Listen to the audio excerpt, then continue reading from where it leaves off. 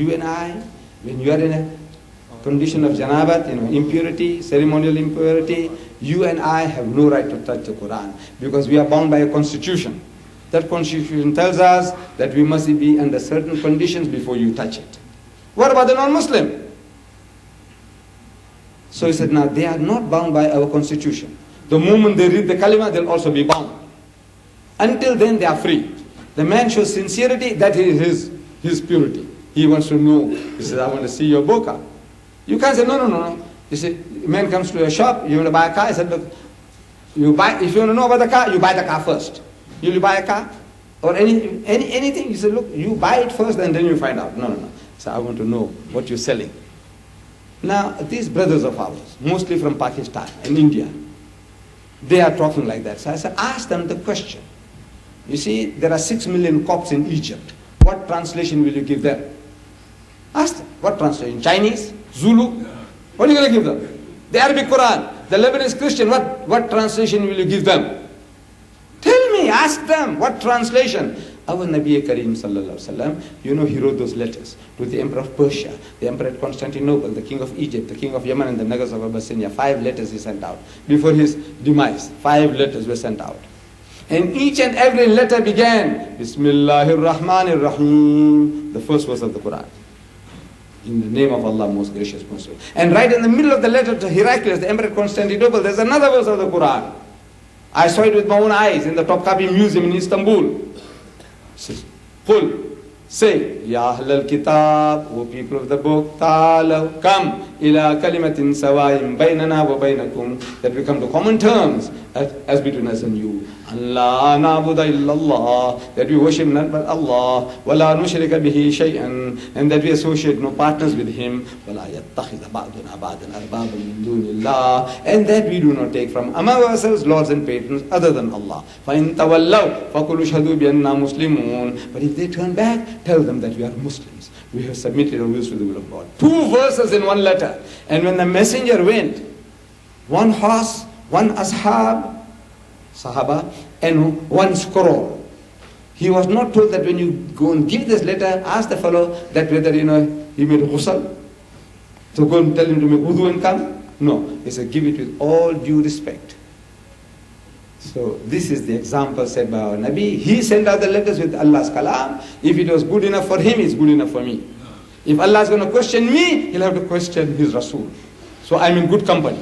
You are in good company. You give. I said, look, if Allah is going to choke you up, he'll have to choke up his Rasul. He'll have to do the same thing. He's got to be just.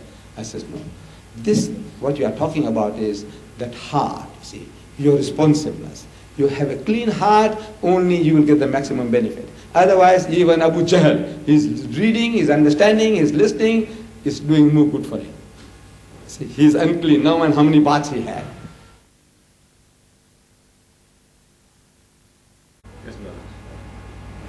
Assalamu alaikum. Yes, my brother. First of all, it's an honor to be here. I've listened to many tapes, I've read your books, and I'm very, very impressed. My question is this. In talking to Christians and seeing people talk to Christians, they always have certain packed escape routes once they're cornered, once they're thoroughly defeated. One thing they'll say is that it's all a big mystery, nobody can understand it, the reason is not important, but it's something that's totally unbelievable that's merited and believed the unbelievable. Another escape route they'll take is that they had an experience, they talked to Jesus, Jesus talked to them. I was interested in seeing what Jimmy Swagger's response was because without even knowing what happened, I wasn't there. I knew he was defeated, and sure enough, he said that he had an experience, God talking to him, poured his spirit out. They talk about some other woman who was talking in tongues, some crazy stuff. This is always when they take another popular idea in America is that it doesn't matter what God you believe in, even when it's been proven, Islam is true. As long as you're a good person and you're good inside and you do good deeds, you're all right. How do you respond to this? These are all now, it calls for a series of lectures. What you have now suggested, and these are available on videotape, on cassettes, and in books. You get them and you use them. Everything is covered, inshallah. Then this experience I'm telling you, this Swaggart thing, get it. Then I had with Robert Douglas had another debate. Get it in Kansas City. You see, get these things, they are entertaining, wallah, you will enjoy it, the entertainment part of it, as well as the educational part of it. And you will get addicted to it, if you are not afraid. Yes, brother. Just recently, I think you had a debate with Swagger. Swagger has a program that comes on TV, and he's been giving reference to Islam. He's been mentioning about Muslims on the program. And he had mentioned about the Bible. And he said that the Bible contains so many prophecies, that that's the way they verify that this is the word of God and so forth. And he mentioned the Quran. He said the Quran, he doesn't know anything about it having any kind of prophecy whatsoever. One point is, I would like to know what your response would be if in fact you had debated on that issue. But I'm curious to know what would your response be in that. You must get the tape again. He made an open apology. He said, look, I had made certain statements in ignorance. I didn't know, and I apologize unconditionally. And he said, I will not repeat the words.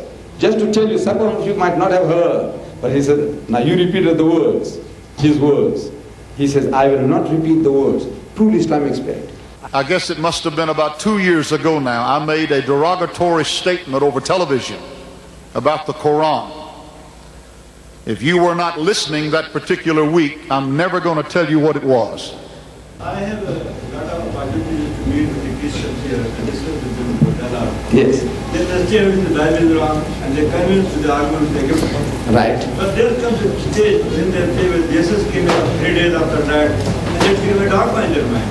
Right. So after that they keep silent. After they don't proceed ahead.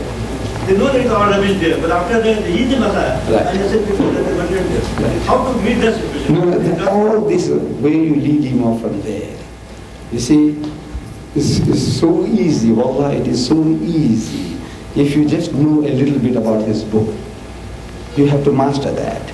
Then you quote him from his own book. He says, you know when Jesus returned to that upper room where they had the Last Supper, after his alleged crucifixion, he said, yes, he knows.